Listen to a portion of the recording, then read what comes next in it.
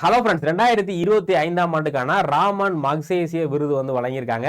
இந்த விருது முதல்ல இந்தியாவுடைய ஒரு ஆர்கனைசேஷன் கொடுக்குறாங்க. இதுக்கு முன்னாடி இந்தியாவுடைய நிறைய இண்டிவிஜுவல்ஸ் இந்த ராமன் மக்சேசி அவார்டு வாங்கியிருக்காங்க. முதல்ல இந்த அவார்டு வாங்குற இந்தியன் ஆர்கனைசேஷன் எது அப்படின்னா எஜுகேட் கேர்ள் அப்படின்னு சொல்லக்கூடிய இந்த ஒரு ஆர்கனைசேஷன். இது மட்டும் இல்லாம இந்த வருஷம் இன்னும் 2 பேருக்கு கொடுத்துருக்காங்க.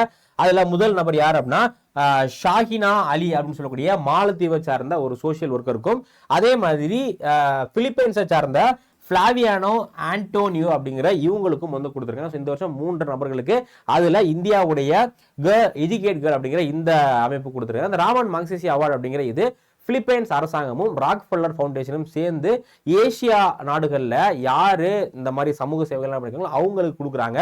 இந்த அவார்டு 1957 நிறுவப்பட்டு முதல்ல 1958 வழங்கப்பட்டது. இப்போ உங்களுக்கான கேள்வி என்ன அப்படின்னா, முதல்ல ராமன் மக்சேசிய விருது பெற்ற இந்தியர் யாருன்னு தெரிஞ்சுன்னா மறக்காம கமெண்ட் செக்ஷன் சொல்லுங்க.